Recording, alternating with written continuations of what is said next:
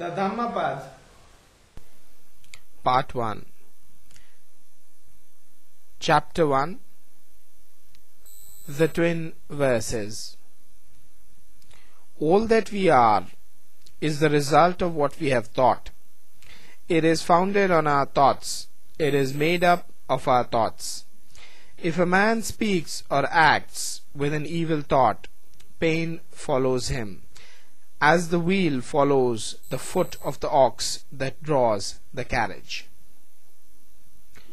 All that we are is the result of what we have thought. It is founded on our thoughts.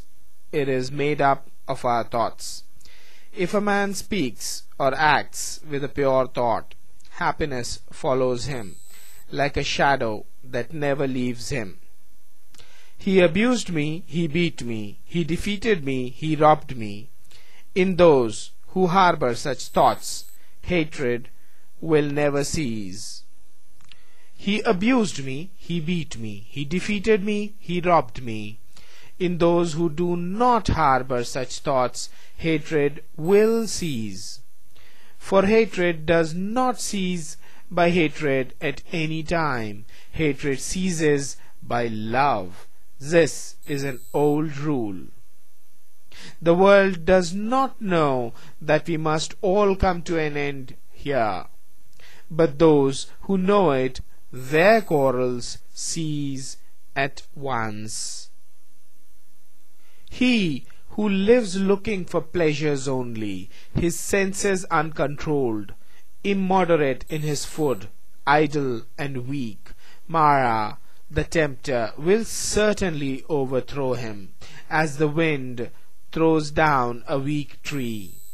He who lives without looking for pleasures, his senses well controlled, moderate in his food, faithful and strong, him Maya will certainly not overthrow, any more than the wind throws down a rocky mountain. He who wishes to put on the yellow dress without having cleansed himself from sin, who disregards temperance and truth, is unworthy of the yellow dress. But he who has cleansed himself from sin is well grounded in all virtues and regards also temperance and truth. He is indeed worthy of the yellow dress. They who imagine truth in untruth and see untruth in truth never arrive at truth, but follow vain desires. They who know truth in truth and untruth in untruth arrive at truth and follow true desires. As rain breaks through an ill-thatched house, passion will break through an unreflecting mind. As rain does not break through a well-thatched house, passion will not break through a well-reflecting mind. The evildoer mourns in this world and he mourns in the next. He mourns in both. He mourns and suffers when he sees the evil of his own work. The virtuous man delights in this world and he delights in the next. He delights in both. He delights and rejoices when he sees the purity of his own work. The evildoer suffers in this world and he suffers in the next. He suffers in both. He suffers when he thinks of the evil he has done. He suffers more when going on the evil path. The virtuous man is happy in this world and he is happy in the next. He is happy in both. He is happy when he thinks of the good he has done. He is still more happy when going on the good path.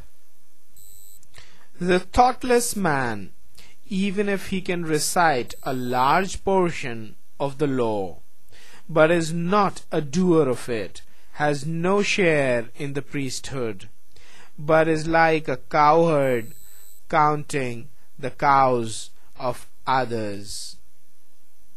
The follower of the law, even if he can recite only a small portion of the law, but having forsaken passion and hatred and foolishness, possesses true knowledge and serenity of mind, he, caring for nothing in this world or that to come, has indeed a share in the priesthood. Chapter 2. On Earnestness. Earnestness is the path of immortality, that is, the Nirvana. Thoughtlessness, the path of death. Those who are in earnest do not die. Those who are thoughtless are as if dead already. Those who are advanced in earnestness, having understood this clearly, delight in earnestness and rejoice in the knowledge of the Aryas, that is, the elect. These wise people, meditative, steady, always possessed of strong powers, attain to Nirvana, the highest happiness. If an earnest person has roused himself, if he is not forgetful, if his deeds are pure, if he acts with consideration, if he restrains himself and lives according to law, then his glory will increase.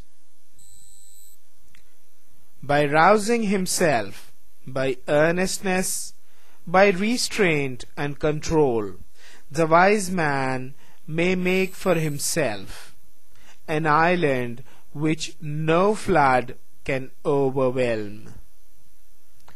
Fools follow after vanity, men of evil wisdom. The wise man keeps earnestness as his best jewel. Follow not after vanity, nor after the enjoyment of love and lust.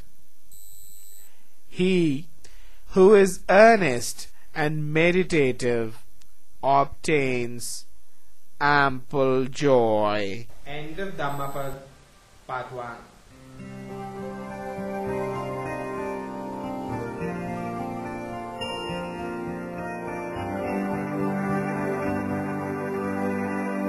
Mano pubbande madhamma,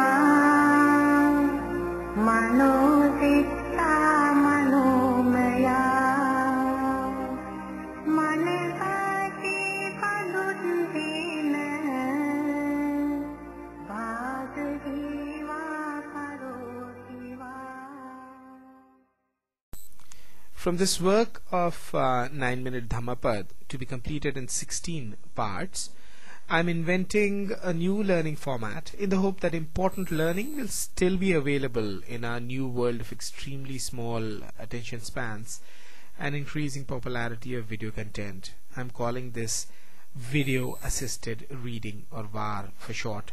Basically, the production will be in video format, which will contain small chunks of text narrated slowly so that people can either see what I call TextMovie, or TM for short, or convert it to audio only format and only hear it when watching along is not feasible. Please do give me feedback and suggestions through my email myvasundhara@gmail.com. Also, please feel free to use it and improve this format as well as any and all of my creations. Thank you very much.